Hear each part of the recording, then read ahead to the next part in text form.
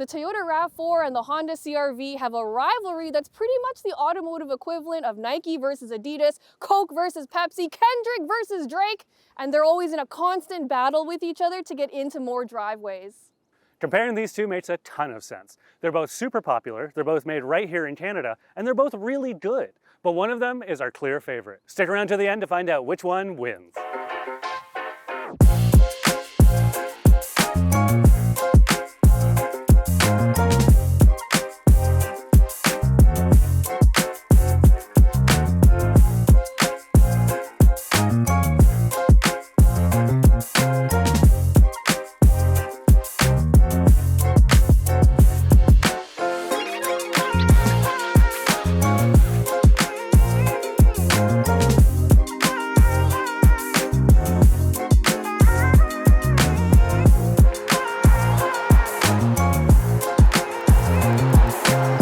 For more expert car reviews, don't forget to share our channel and subscribe so you can catch some of this and maybe even a little of that.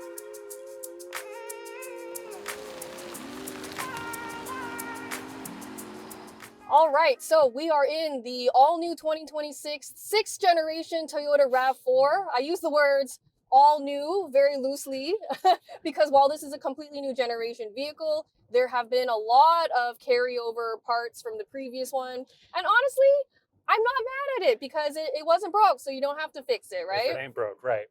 Yeah, it looks really nice in here. And it's like, there's a lot of really clever features. I am a little bit disappointed though by the quality of some of these materials. Yeah, like I think Toyota did a great job in making sure that this interior was very functional and practical. Totally. Like I love the fact that there are so many little storage cubbies for phones and keys and bottle holders and stuff like that. And really smart cubbies. Like they have a place for you to put your keys and your coins, and that's below where you charge your phone so that the two never interact. You don't get a coin on the inductive Yeah, charger. exactly. But I think they could have done better because I think they could have rubberized these surfaces so stuff isn't flying around while you're driving. And I really, really wish that there wasn't so much hard plastic in here because in general, this interior is very drab.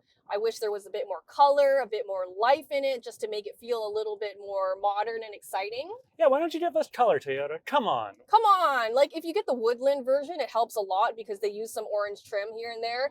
And that little tiny bit of color does so much to make the cabin feel more alive. So I wish you could see that in the rest of the lineup. Why do I have to go into the woods to get a little bit of color though? I live in a city, I like color. Yeah! Yeah, Toyota. So for this new 6th generation RAV4, they come standard as all hybrids now. There's no gas only model. And honestly, that's how it should be because the hybrid model was the better one of the bunch anyway. Totally. So mostly the powertrain has been carried over. It starts with a 2.5 liter 4-cylinder engine. And then there's 2 electric motors up front, one to drive the wheels and one to charge the battery. And then now that hybrids are standard, all-wheel drive is now standard across the entire RAV4 lineup, which I love to see. That's so important, and it's also so impressive because it makes more power than the CR-V. This makes like 236 horsepower system output. Yep. And it's also more efficient than the CR-V, which is wild. Yeah, so officially the RAV4 is rated to get 5.7 liters per 100 kilometers combined, but I have been beating those estimates so easily without even trying. Like I'm at 5 liters per 100 kilometers, and I've been doing a lot of highway driving, which is not where hybrids are typically the most efficient. So I love how Toyota makes it so easy to drive so efficiently. And I love Toyota's hybrid powertrain, not only because it makes it so easy, but it's just so clever, right? So it's an all-wheel drive system. So there's another electric motor powering the rear wheels to give you that added traction with basically no penalty on your fuel economy. It's a genius system. It's really smart. And you can sometimes see it in the winter kicking in. And it's really cool to see traction happening in real time. Yeah, and I mean, like driving dynamics wise, there's honestly no red flags here. It's totally fine. You know, that 236 horsepower is not going to set your soul on fire, but it's more than enough power to like pass someone and get up to speed. Although if you really need some urgency, it gets very noisy, which is fine. Like this isn't a sports car or whatever, so it honestly doesn't bother me too much. And you can get the GR Sport version too if you really want to set your hair on fire. Also that, but this one drives really well. You know, no surprises. It corners well. The steering has a nice heavy weight to it. It's easy to drive and park. The visibility is good. They just get a lot of basics right. Yeah, it checks a lot of boxes. It's very well rounded. So I Yeah. think Toyota did a great job. I also really appreciate how user friendly the interior is. It's a very straightforward interior. Totally. So if you've driven a RAV4 before, you'll know exactly what's going on. And even if you don't, anyone can hop in here and figure out how it works, right? Totally, and I love a lot of these really chunky buttons. I love this chunky gear selector. Mm-hmm. It's all really, it feels good in the hand, and it's really easily accessible. Yeah, although I do wish there were more physical buttons and Yeah. knobs. Like I appreciate that there are some, but Yeah. you know, I would have really appreciated like a fan speed button, for example. But I think they did a great job on the infotainment system. You know, it's a new Google-based system, but I think it's very user-friendly. You know, wireless Apple CarPlay and Android Auto are standard now. Totally. Love to see it. It's also really nice that you can see navigation instructions in the driver display. So it's really well integrated. Yeah, and this is a huge driver display too, so that's really nice to get all of those features right in front of you. Yeah, exactly. And like speaking of features, I think the RAV4 just offers a lot that the CR-V doesn't. Like just as Yeah. an example, this is only the second from the base model. I know, and it competes really well with our CR-V, which is the top of the line model. And isn't that crazy? Yeah. And to have like a big old moonroof like this in a second to base model is really great. You know, there's a wireless charger here. Yeah. There's also a really interesting new feature. It's called an onboard drive recorder. Okay. So it basically acts like a dash cam, and it's integrated perfectly. So it starts recording automatically if it suspects anything suspicious happening. Right. But that's really nice because it means you don't have to buy one of those like third-party ones. Right, and it's so clear that they're listening to their customers. They're like trying to get out and do market research and figure out what their customers want, and just giving it to you from the factory, and that's awesome. Yeah, love to see it. Of course, because this is a Toyota, it comes stacked with a really great list of safety features. Even base models get all the good safety features. Right. I would like to say that the rear seat reminder doesn't always work in this one, so I'd really love to see them improve it and maybe upgrade to a sensor-based system instead of whatever they're using now, because it's kind of so annoying that I just turn it off. And that really sucks. So pricing wise, again, I think Toyota has Honda beat at this. So you can get a base RAV4 for $37,500, and that's before destination. But I think that's a great bargain. That's a great bargain, and it's a hybrid. So just like all of a sudden in the CR-V, you have to go to the middle of the range before you get a hybrid. You have to spend about $9,000 more. Yeah, and that's crazy. I feel like you should be offering efficiency as the easy option, right? The obvious option. And it's great that Toyota does that. Yeah. I think the top trim limited RAV4 tops out at $52,000, which is I think a little bit more expensive than the top trim CR-V, but you get a lot more features for that money. And it's not that much more money. Yeah, and as we said, this is a mid-range model. It competes with our top-of-the-line model. It's wild how handily beaten the CR-V is on pricing.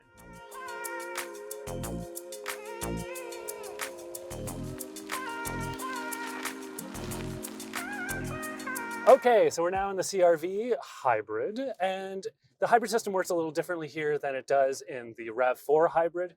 It is also a 4-cylinder engine, though this is a 2-liter. It also has 2 electric motors.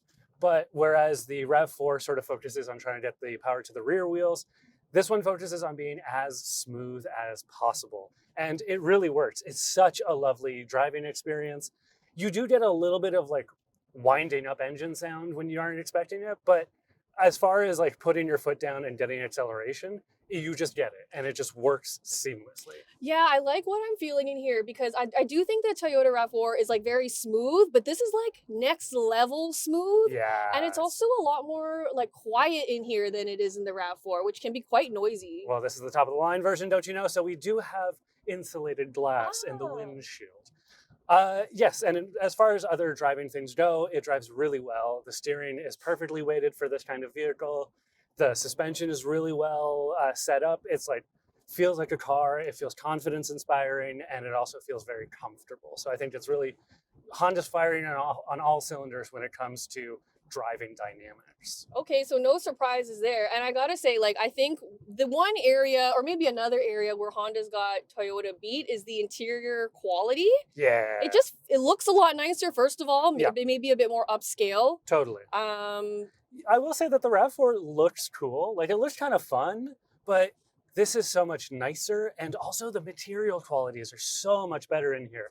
This is rubberized in here. This is a nice plastic. I think we still have the same problem of it being a little oppressively dark in here.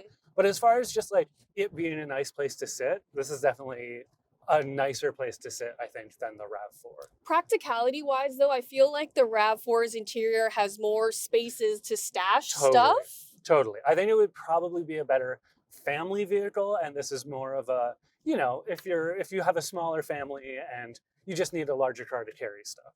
Speaking of practicality, this one has just a little bit less space behind the back seats. It's got 1,028 liters as volume, which the RAV4 has it beat by a tiny bit. But once you put the seats down, this has a tiny bit more space than the RAV4. So it's kind of a wash when it comes to overall cargo room. Yeah, and I think both crossovers, it's easy to use because they both have automatic opening trunks. The load floor is really nice and low. It's got a big square opening. So I think it's really easy to unload and load stuff.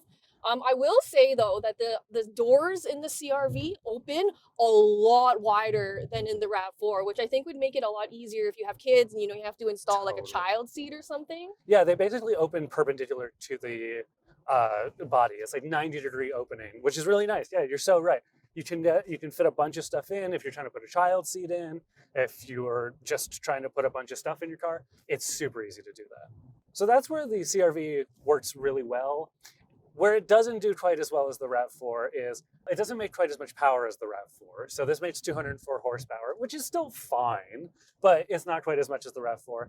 And also, it gets much worse fuel economy than the RAV4. This is rated to do 6.4 liters per 100 kilometers combined, which is about a liter per 100 kilometers more than the RAV4. And like you, I've been beating that slightly, but it's still about a liter per 100 kilometers more than you've managed to achieve.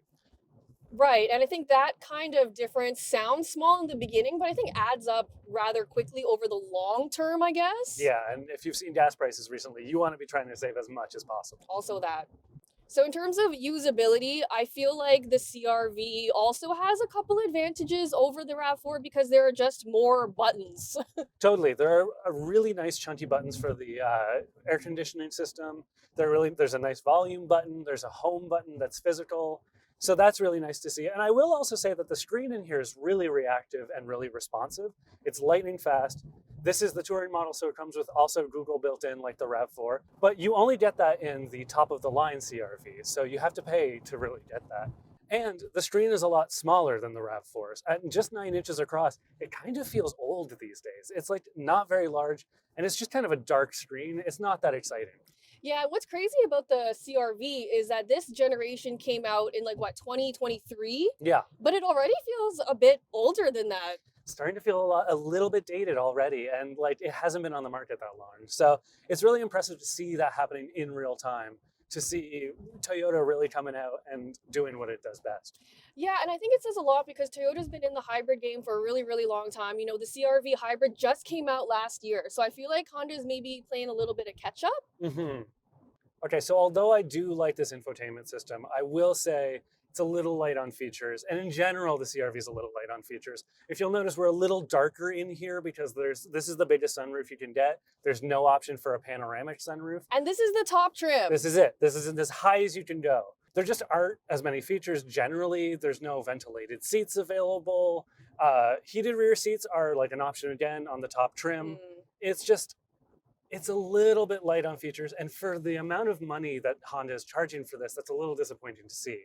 As we noted in the RAV4, you can't get a base model CR-V as a hybrid. So you have to spend at least more or less $46,000 to get into a hybrid. Wow. And then this one costs $52,000, which, as we noted again, the RAV4 gets more expensive than that, but it has way more options and you can get into a lot more fun with the spec sheet. Yeah, and I think the RAV4, the top RAV4 is only like a few $100s more expensive than the top trim CR-V, but you get so many more features, you know, stuff like ventilated seats, you know, even that drive recorder, you can't get stuff like that in this CR-V. Totally. And I think like when people are cross shopping and like comparing spec sheet to spec sheet and like trim to trim, it becomes very obvious that the Honda is just lacking in so many of those features that I think people really want these days. And it'll probably be a couple years until Honda catches up and starts offering those.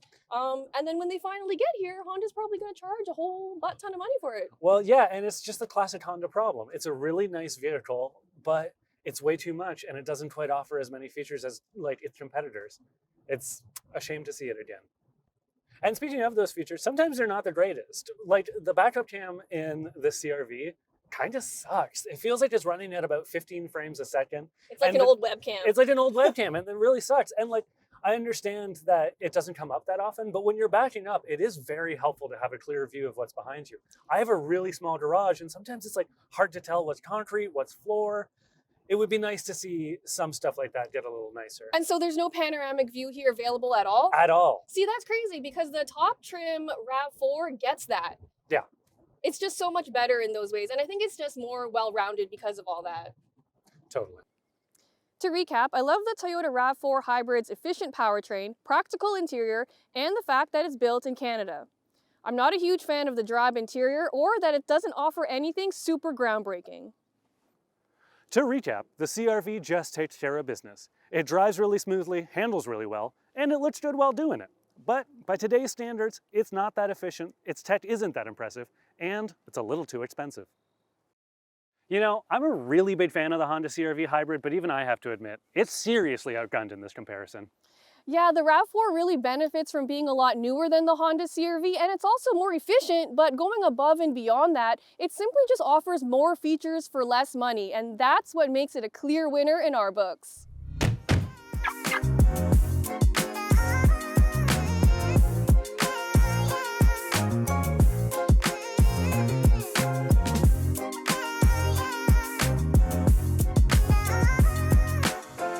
I got distracted by the cows. So did I. I was about to shout about the cows.